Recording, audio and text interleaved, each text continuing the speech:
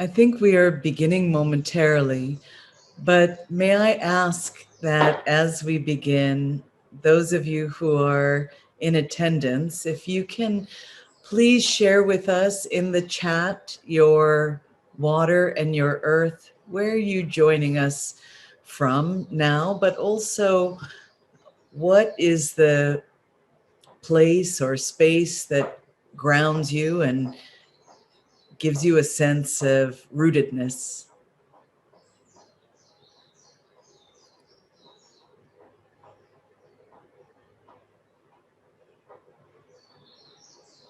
Really happy to have you with us today.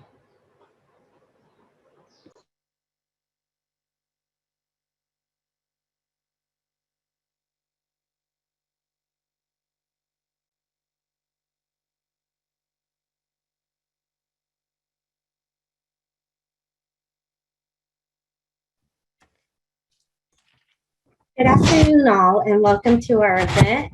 Today, we are here and celebrating our interbeing and community building post-pandemic with Maya Soetoro and Ing. And we're very happy to have you here today. So first, I would like to begin our event by acknowledging our dignitaries. We would like to acknowledge the following university officials present here. President Robert Nelson, Provost Steve Perez. We also acknowledge those from the College of Health and Human Services, Interim Dean, Dr. Mary McGuire, Associate Dean, Dr. Greg Shaw, and Interim Associate Dean for Students and Personnel, Dr. Robert Peretti, and Division of Chair of Social Work, Dr. Dale Russell. And thank you to everybody who is in attendance today. I will continue with the land acknowledgement. We would like to honor and express our gratitude to the indigenous peoples of California and Native Hawaiians, who are the first peoples and traditional stewards of these lands on which we live, learn, and teach. We acknowledge the land that Sacramento State is located on is occupied Miwok, Maidu, and Nisenan territory. We take this opportunity to thank and honor the indigenous people of these lands. We also recognize the ties between higher education and the North Atlantic slave trade. Profits from slavery helped found and shape college and university campuses, and enslaved Africans built and served in these institutions. We honor the labor and resistance of these ancestors. Now I would like to welcome Dr. Susan Nakioka. Hi, thank you for being here. Maribel is one of our 3 social work students who helped organize the event, so you'll be hearing more from them afterwards. I especially want to welcome our students and graduating students. I think that you'll find today's talk especially relevant to your work out in our communities. Our speaker, Dr. Soetoro Ing, serves as a consultant to the Obama Foundation, working closely with the international team to develop programming in the Asia Pacific region. Prior to her work with the Obama Foundation, she was the director of the Matsunaga Institute for Peace and Conflict Resolution at the University of Hawaii at Manoa. Maya has published a number of book contributions as well as a picture book entitled Ladder to the Moon. She's the co-founder of the Institute for Climate and Peace, which advances effective and inclusive processes to build peaceful and climate conscious futures for the well-being of all, and co-founder of the nonprofit Seeds of Peace. I had the privilege of getting to know Maya when I was on faculty at the University of Hawaii at Manoa. And as an untenured woman of color, I really was searching for mentorship and sisterhood within the academy. And I found that in Maya. She provided countless hours of talk story, emotional support, and warmth. And it's my honor to help provide you all with the opportunity to feel that same warmth and get to know her as we welcome her to Sac State today. So please help me welcome into our Zoom space Dr. Maya Soetoro Ing. Mahalo, Susan. It's so wonderful to see you and to be with you all. I have enjoyed my friendship with Dr. Nakaoka for a number of years, and am profoundly grateful. There's also Boatamo Mosupie Ati, who is part of your Sac State campus, who is dearly beloved to me. So I have had the privilege and the honor of coming to your campus in previous years and feel like a part of your extended family. Um, I first should offer up a land acknowledgement as well, acknowledging the place where I sit as an Indigenous space whose original people are today identified as Kanaka Maoli, or Native Hawaiians. The aina on which we gather here, where I sit rather, is located on the Ahupua'a of Waikiki, in the Moku of Kona, on the Mokupuni of Oahu, on the Pai'aina of Hawaii. And I must recognize that Her Majesty Queen Liliuokalani yielded the kingdom and these territories under duress to the United States to avoid bloodshed of her people. And I further recognize that generations of Indigenous Hawaiians and their knowledge system shaped Hawaii in a sustainable way that allows me to enjoy her gifts today. And for this, I'm truly grateful. I also want to thank the College of Health and Human Services, Educational Equity Committee, and the Division of Social Work at Sacramento State for welcoming me here today, and especially the student of the Educational Equity Mentors Group for organizing and making today possible. I'm really happy to be here. I'm really delighted by all of the answers that you have put in chat about your water and your earth. Obviously, you in this group in attendance today are connected to nature and have an expansive sense of community and connection as well. So I will enjoy today's time with you and am grateful for your presence. So perhaps we can begin this. I have a little PowerPoint to guide our shared time together. And if we can go to the first slide. These are some of the ideas that we'll cover. I want you folks to begin thinking of yourselves, if you don't already, as peace building leaders.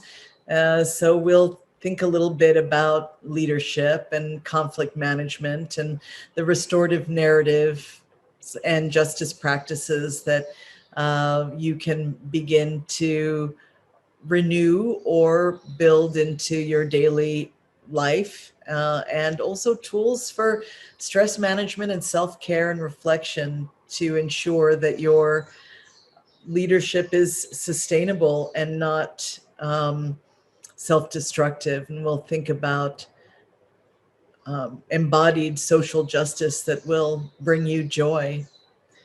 Next slide, please. I'd first really like to have you guys think about the fact that we all have multiple leadership styles. My leadership as a community member, as a teacher, as a mother, it's so different. And sometimes I have to be more assertive, which is different from autocratic. Sometimes I can be more democratic or laissez-faire. And, you know, when there are people who really know what they're doing, who have rich ideas, who are self-directed, very often it's simply my role to hold space and to offer encouragement and to step back. Sometimes I need to lean into my discomfort and try to think about how to engage in movement building for transformational work when things are in need of deep change. Sometimes the ideas are out there and it's about sourcing them and collecting them and creating a powerful story as part of democratic leadership. So good to think about what kind of leadership style is most comfortable for you. But I also want you whether you are students or faculty, to consider where all of these leadership styles come into play in your work and in your daily life. Next slide, please. Obviously, we are in the middle of a storm, a series of storms, really. And my thinking is that given that, we need to consider another kind of leadership, and that is navigational leadership. And given the storms that we face right now and all of the unfair conditions, the degree of houselessness and food insecurity and poverty and racial injustice, as well as the pandemic, and I think that we need to really think about how to be resilient and move through the storms, whether we consider those storms to be on land or water. We are in a time of great transition. We have to remember that tranquility is not freedom from the storm, but the peace that we can cultivate within it. And so part of what I want to do today is to build that sense of community and hopefully to nourish in one another that sense of tranquility. If you think about the storms on land, and there have been, um, there is a quote that I have been using a lot lately from the American writer Walida Imarisha. She says, a storm can be used to clear out branches that are dying, to let go of that which was keeping us from growing in new directions. And I really believe that to be true. The Sikh activist Valerie Carr says something similar. She says, what if the darkness of today is of the womb and not of the tomb? The midwife would tell us to keep breathing and pushing. And so a lot of it is, how do we keep laboring for justice when we feel hopeless? And how do we do so in a way that feels exciting and hopeful and healthy and good? Next slide, please. So now this is the Hokulea. Many of you might know that it undertook a worldwide voyage using traditional Hawaiian navigational techniques led by Nainoa Thompson and numerous others, and guided by Micronesian navigational mentors who preceded them. But navigational leadership is this idea that we need to really think about today, regardless of where we are. Certainly we in Hawaii, given that we are island peoples, or we in the Pacific in general, and Oceania, need to think about navigational leadership. But all of us can use the metaphor because none of us really know where we're heading. We don't really know what world we're moving into. And so we have to have that sense of courage and curiosity. We need to think about connecting deeply, listening carefully, in a nuanced way to the water, to the creatures beneath it, to the winds, we need to look at the skies and read them carefully. We need to think in collaborative and interconnected ways and carry multiple sources of wisdom and information. We need to think about the ancestors behind us, the community and nature. We need to have great courage. And so I'd ask you to please think about this metaphor in your own life. If you are finding your way, if you are navigating through your own communities and futures, what does that mean for you? And how can you listen with greater care? And if someone else's canoe overturns, how can you bring them close to share resources? Use backwards mapping. canoe travel? What is your island destination? And then who do you need to put in your canoe? What resources to get you through the journey? And who will help you to navigate through that journey? And what happens if there are storms? And what do you do, you know, with the doldrums? Next slide, please. A big part of learning leadership through this time is also thinking about conflict. Conflict is the way that we know that something is wrong, that we understand that there is something requiring our attention. It is not to be avoided, in my opinion. It is simply to be transformed.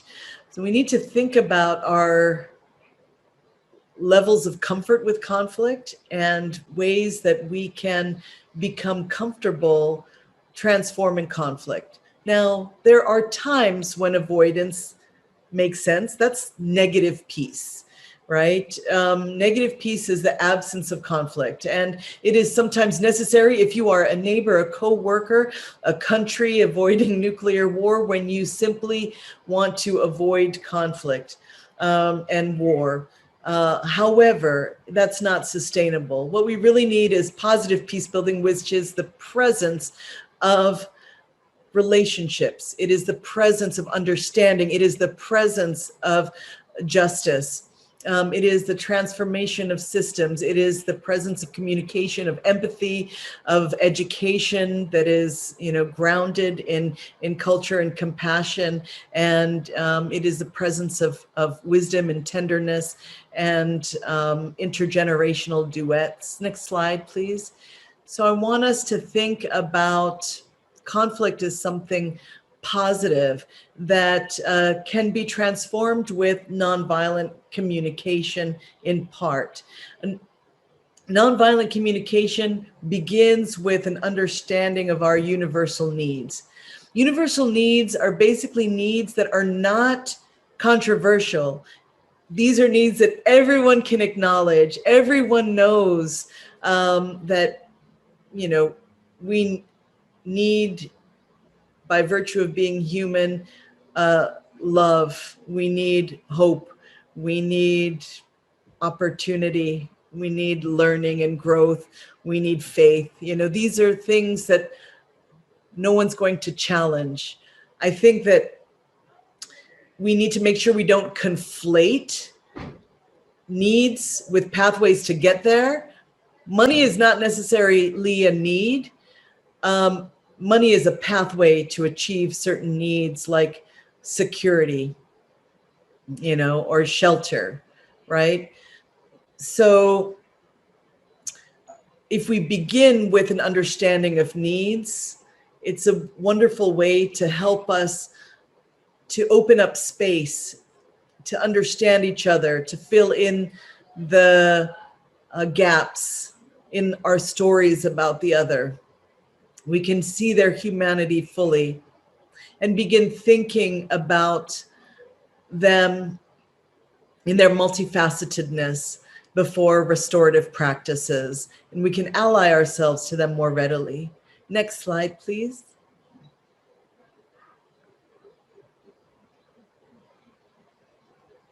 So for nonviolent communication,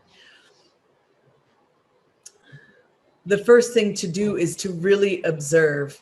And the most important thing I feel in observation is listening. And this is not just listening to them, it's also listening to yourself, like deep, deep listening, careful listening, double listening. And that means listening to the truth and the feelings between words, beneath words, behind words. It is not simply listening to respond, but listening to know and to feel and to yearn and understand. And then it is the expression of those feelings, a recognition of those universal needs, and then making requests, making them clearly and lovingly. And those requests should be viable. They should be concrete and doable. Next slide, please.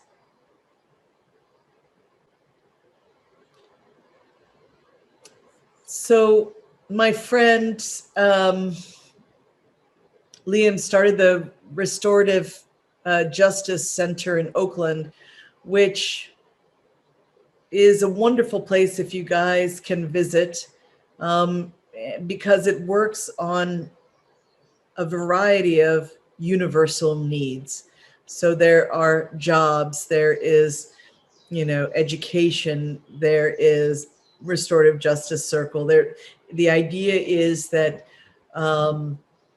restorative justice involves building the beloved community, fully. It's a problem-solving approach, but it's not one that is just focused on the problem. It also focuses on relationships and contexts, and it focuses on each person's needs.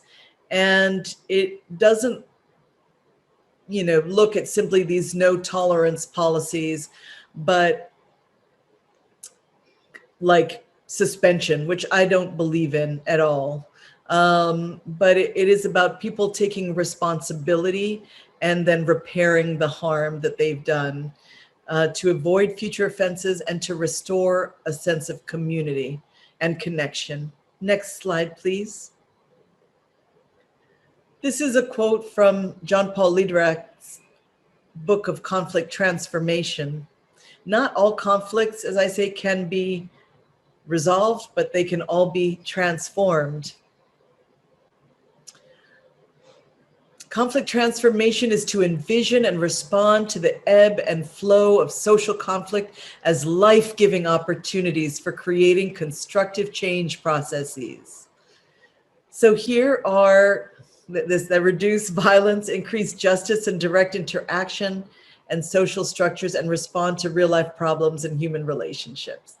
So the idea here is that, there is an increase in justice, a reduction in violence, but a way to redress social wrongs and to consider social structures. It's about real life problems, but also human relationships. Next slide. So these are some examples of restorative justice practices that lead to conflict transformation: mediation, family group conferencing, peacemaking. I wanted to put Ho'oponopono because it is a culturally grounded restorative justice practice. I've been seeing Ho'oponopono a lot in meditation apps and stuff. So just, you want to be real careful of cultural appropriation. It's a very specific cultural practice, but I put it there just because it's important that, each culture and community has these culturally grounded practices that are very useful. But you just want to make sure that whoever's leading it has permission and has that wisdom and knowledge. And then community restorative boards and justice committees, which are increasing in number and really quite effective. Thank you. Next slide, please. So here are some ideas that I listed for self-care. So with all of this work in restorative justice, the idea is to heal relationships, heal community, and it's an important part of leadership. But also today, as we consider our interbeing and that navigational leadership, we want to make sure that we're looking after ourselves to keep ourselves strong for the long journey. If we are navigating through great distances, we have to be mindful of keeping our bodies and our spirits strong. We have to find ways to maintain courage, resilience, and that sense of perseverance when things get tough, not only when we are alone and facing challenges, but also when we are in communities where conflicts seem intractable and where things might feel hopeless. So here are just some quick ideas for you. I'd love for you folks to share, and as we're with your own, as we're going through, think about practices that are good for you that you've maybe tried. And after I share these, we can take a couple of minutes and you can share in chat any additional resources that might be good for others in the community. So one thing that I do is a lot of meditation. I do 2 hours a day. Not everyone can or wants to do that. So I wanted to say here that 2-minute meditations are super effective. 2-minute meditations that I do as part of just getting through challenging moments where I may be full of feeling are like 2 minutes of watching things in motion, looking out, seeing the leaves, the clouds, the birds, anything that is in motion. 2 minutes of walking as slowly as you can. 2 minutes of counting breath. 2 minutes of um, feeling with all of your senses what you can see, taste, smell. 2-minute meditations are super easy and very helpful if you're waiting in line, if you are, anxiously. Here's where I use it. If I'm waiting for my daughter to come home and she's late for her curfew, stuff like that. Anything that might get me anxious, if I'm feeling frustrated with someone else, do one of those 2-minute meditations. I put a mala meditation just because mala, are those beads. I think these are grounded in Tibetan practices, but are now secular. There's wrist mala, neck mala, but you can also just use a worry stone if the mala feels a little too religious for you, too Buddhist. But the idea with the beads or the stone is that sometimes it's really good to have something to rub. It makes it much easier to meditate because of that somatic connection. We think about calming ourselves as a mental practice. It's a physical practice, right? We tell people, calm down. That never helps because we're asking them to calm using their minds. But really, calming the self is about shifting the body's reaction.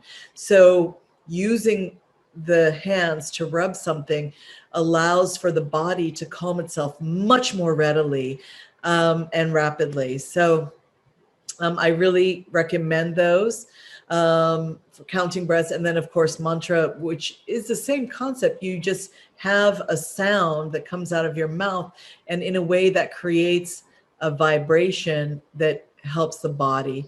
There are also lots of guided meditations. Again, you just have to find the voices that are not annoying because they just vary greatly. Here are some that offer some free meditations. Calm, Insight Timer, Stop, Breathe, and Think, 10% Happier, Smiling Mind, UCLA Mindful. You can also do 5, 4, 3, 2, 1, which is about, just going backwards, 5 things you can see, 4 things you can hear. Again, fragmenting is rigorous mindfulness, is just a technique to see, for instance, if you are feeling stressed by a particular sound, instead of thinking about how that sound is making you anxious, if it's a neighbor's loud music or dog, you fragment in terms of like now, now, now, now, now. A single point of sound doesn't have the power to carry you anywhere. It's simply a sound. So much of our fear is about worrying about the future. So if we can fragment that worry and think just about this moment, return to it, that is extremely helpful. Other practices for self-care include minimalism. This can be financial, digital, relational, or environmental. And sometimes All four, just a little bit of it is very helpful. Now, what is meant by minimalism? For me, I don't check in luggage anymore, and I haven't for a dozen years. I don't have a credit card. I have very little in the way of um, personal belongings that I'm attached to. Um, this helps me to feel free and unencumbered. So when I travel, whether it's for 2 months or 2 days, I am unconcerned about my belongings. I have a certain agility. This reduces my stress because I don't have a lot of attachments to belongings. When my home was burglarized this year, it was much easier for me to let go and to realize that my happiness was not grounded in those things. But minimalism also helps to um, clear out space so that when you come into a home, your personal space is not cluttered, and that reduces stress. It clears out your financial burden so that you are not worried about money. So, not having a credit card, I don't worry as much as many people about my finances. I spend only what I have, and there's a simplicity in that. Now, not everybody can do that, I realize, but perhaps you can do it to a lesser degree. Clear out the apps on your phone. Think about your friendships. Where are your relationships mana munching? Where do they take your energy away versus which friendships give you energy?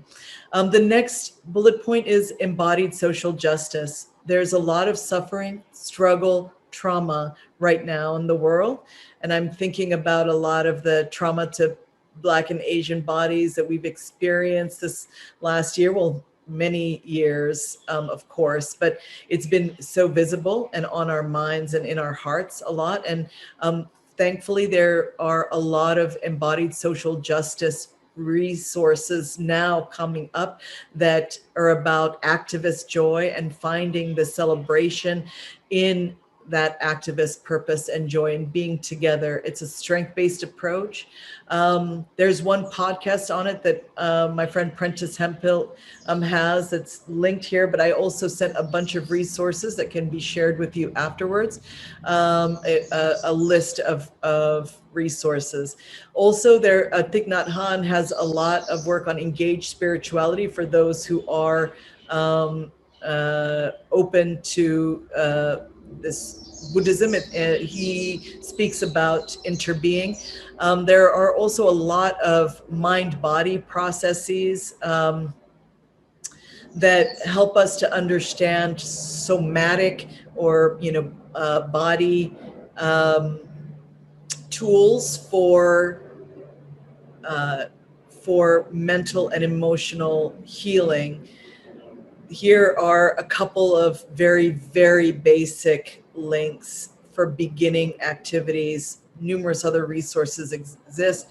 One is for forgiveness. And as an example, you can begin to forgive someone who has wronged you by imagining them there in a place of healing for you, really thinking about what they are wearing, how they look, their hair, their skin, asking them, telling them how you feel, imagining their response, letting them know that you forgive them, but only after you hear from them what you need to hear.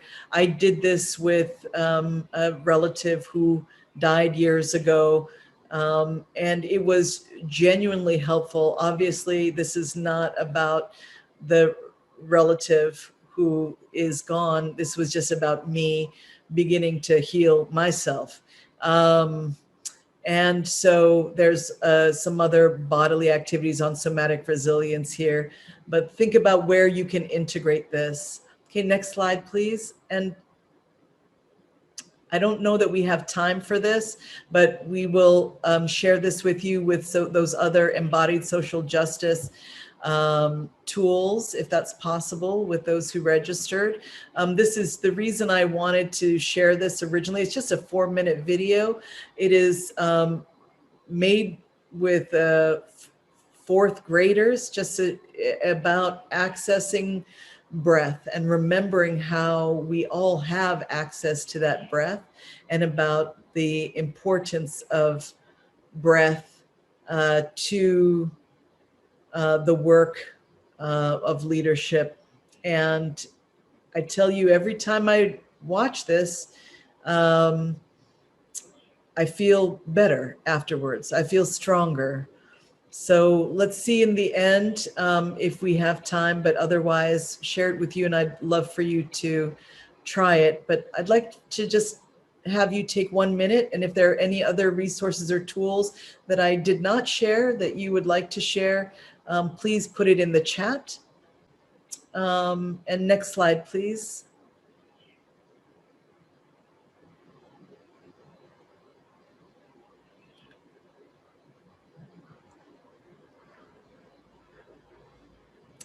This slide is just about accepting and deflating anger. I want to make sure, because so many of my friends feel justifiable anger, that we think about how not to be overwhelmed by anger. We need to remind ourselves that anger is healthy. It plays an important role in movement building and helps us to know when things are wrong, as I said.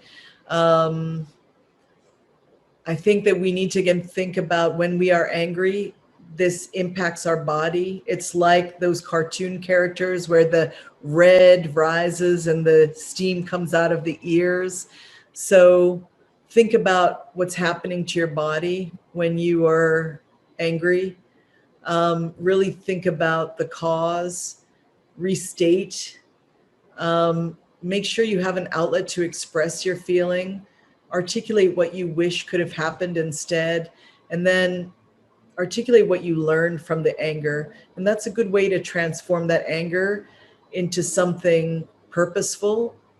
What are you going to do with what you have learned from that anger?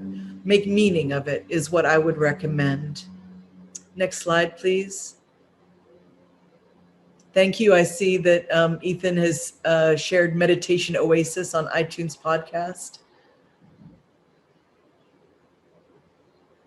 And yes, by all means, folks, share additional resources that you think of.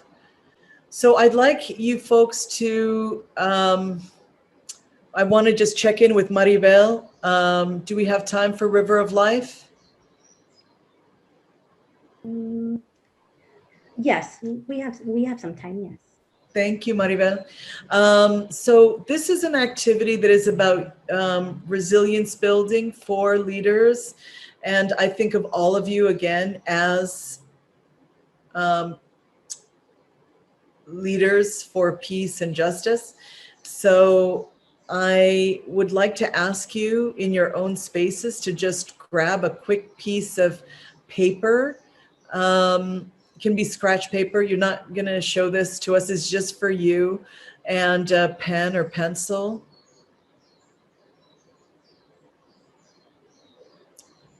Dre, thank you. One of Dre's grounding activities is cleaning neighborhoods. Service, leadership and service is really a powerful tool of self-care. It by giving, we restore self. It helps us to feel that sense of purpose and connection that is very helpful. So thank you for sharing and reminding us of that.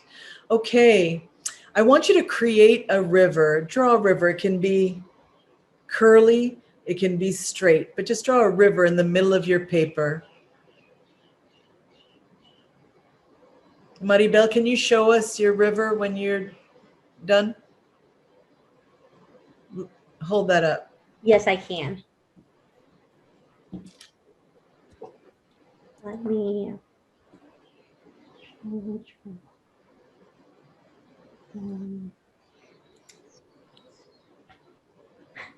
So I just some curls. Oh, there you go. Oh, I like it. I like it. It's curly. Okay, so now on the left side of the river, I'd like for you all to please put all of the sadness, the sorrow, the sources of anger, disappointment, meanness, cruelty, trauma, all the bad stuff goes on the left side of your river. Okay? And you just have 30 seconds to do that. All the difficult, sad, bad, struggle, and sorrow.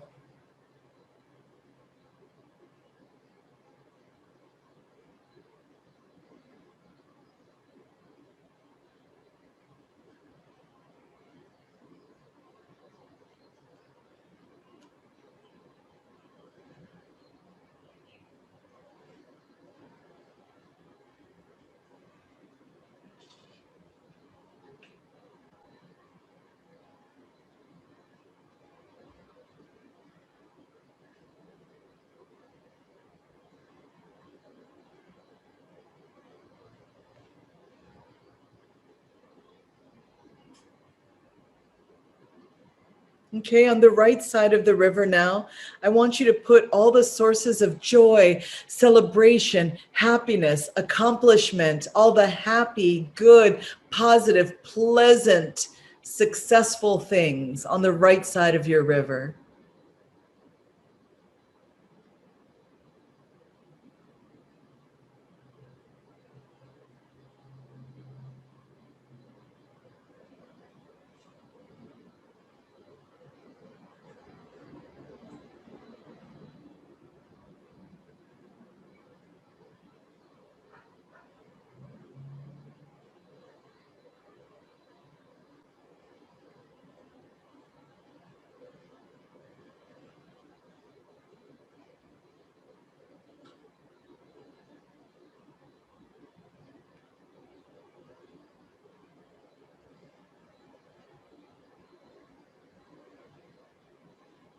Excellent. Now, in the middle of your river, I want you to put all the things that help keep you buoyant, all the things that help you to get from the left side of the river to the right side of the river. This is community, this is faith, this is vocation, avocation, friendship, this is particular music or books or philosophy or poetry or artistry. You know, this is a particular place, a particular, you know, action or food or person or leader or mentor. But all of the things that keep you afloat and help you to cross from the left to the right. Community, kin, culture, organizations, education, and your personal characteristics too, your inner strength.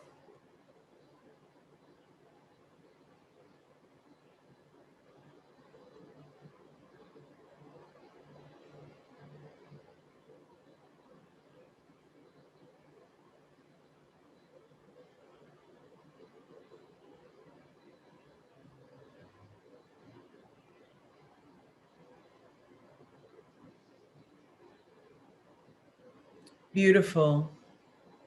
Now, this is your river of life, and you can fill it in more later. But the reason I wanted to kind of close with this activity is to share with you that I know that you have a long life ahead of you, but that you already have much in and around you that can keep you resilient and strong and buoyant. Part of it is recognizing it. Part of it is reaching for it, using it, you know, have a strength-based approach in your own life. Make sure that you have that sense of courage to share your own story, articulate the value of your own culture, your own, you know, communities, your water, earth, wind, and fire.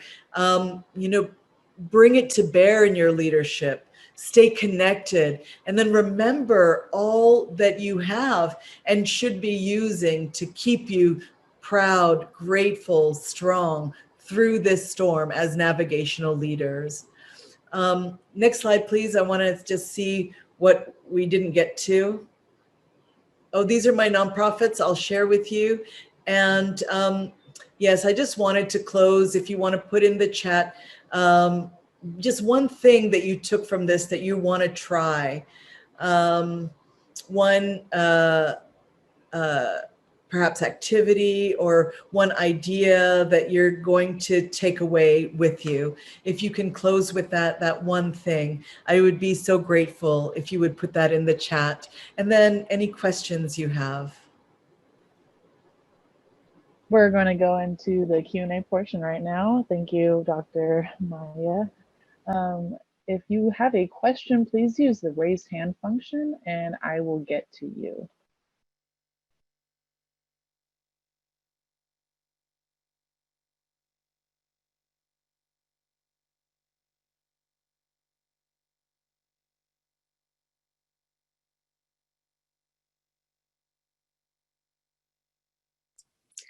Joy, we do have Mia with her hand up.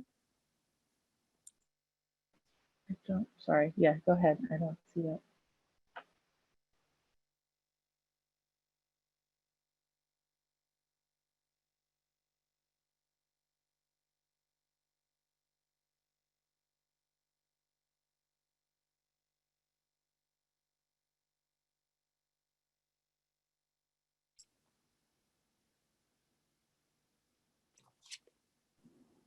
Nia says it was a mistake. No questions.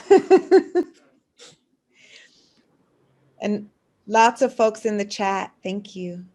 Yeah, thank you for all of your chat comments and ideas and takeaways. If no one has questions, we can watch that video, but I really do want to honor your questions if you have any.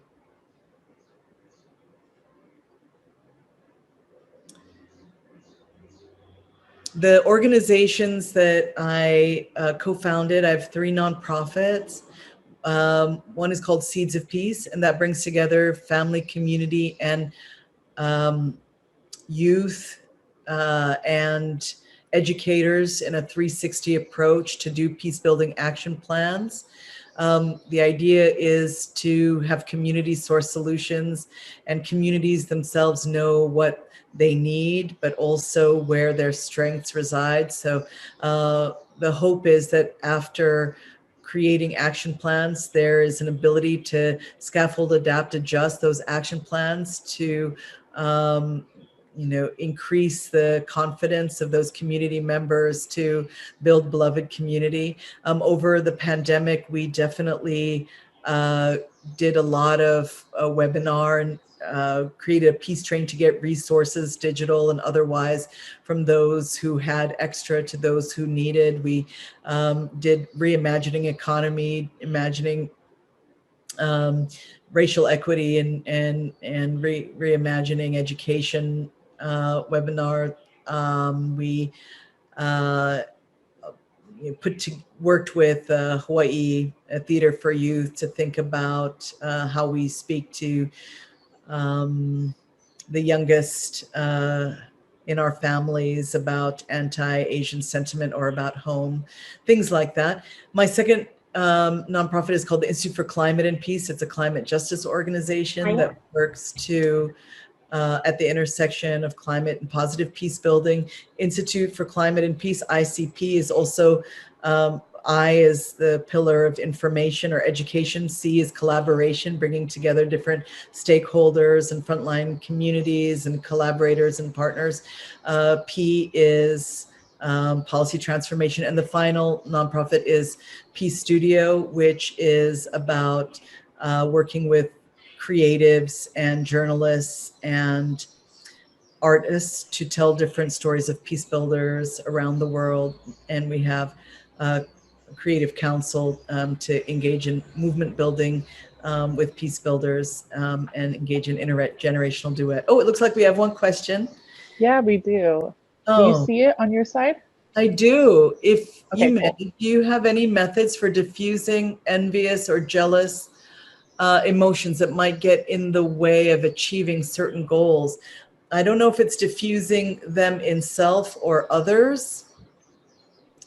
I would say that I um, in myself, I have sometimes felt some envy, other difficult emotions, and I uh, have done a sort of loving kindness practice where if I have a negative emotion towards others, or if I feel that someone has a negative emotion towards me, I try to consider ways to transform the negative feeling into a positive one and to think about our interconnection. So I gather and I summon a lot of light and feelings of fondness within my chest, bringing and imagining all of that light from the sky, the universe, gathering it right here into the middle of my chest so it converges in one being. And then I have like a beam of light that shines out directed at that person. And it is something that it takes practice, but it is helpful. I try generally to think about if that someone is expressing negative emotions to me, what their needs are, why they may be expressing themselves in that way, what they may be feeling and wanting, or why they are thinking of me in those ways, and what needs might be at play. Even though we should not ask people to forgive their oppressors, that's a lot to ask. If we have the capacity, if we have the strength to forgive those small transgressions, I think it's helpful for us to do. So there's some forgiveness work. I also think that sometimes sometimes loving on ourselves, feeling our own, manna, feeling our own glory and beauty is a way for us to move through any feelings of pettiness that we might have, which are natural and normal. So finding ways to love on ourselves, whether that is covering ourselves with beautiful essential oils, dancing to music that we adore, being with people who give us energy, things like that. Thank you for putting all those embodied social justice resources in the chat. I think there may be one other question. Yeah, we actually have Kristen Curry raised their hand, and then we also have one question in the chat after that if we have time. Yes, Kristen, go for it.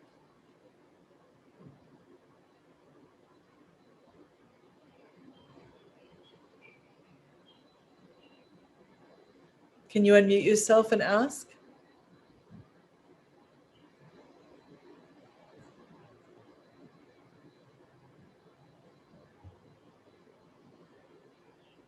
Oh, if we have an action plan, I think the question is in the chat. I see now. Kristen Curry asks, if we have an action plan, can we present that plan to your organization? If so, how? So the Seeds of Peace, normally you come and we are in workshop together, and we share, we have, we explore tools, we work in communities. So it's about these communities working together. We gather, we host these communities, but we would love for you to be part of one of our community action plans. Our workshops are actually going to be online in the fall. So go to seedsofpeace.org and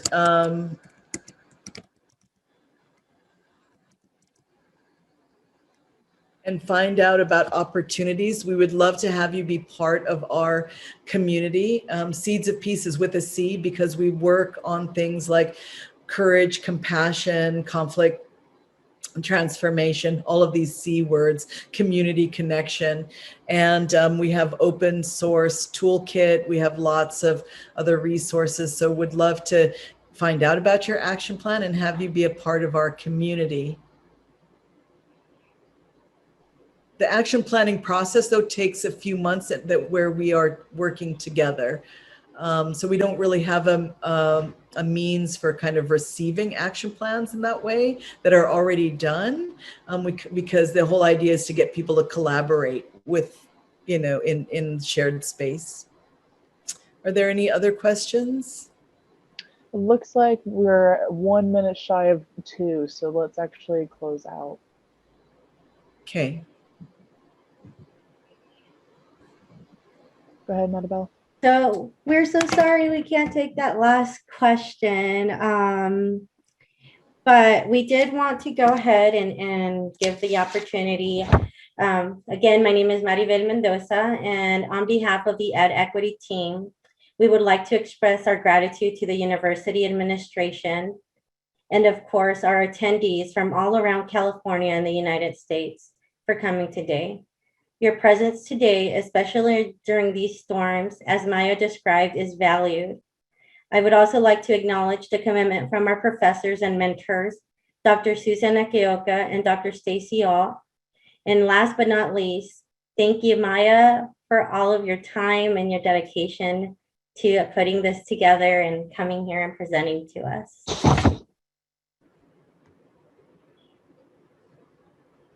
Thank you so much. It was a deep pleasure, and I'm so grateful to be in community with all of you. Aloha.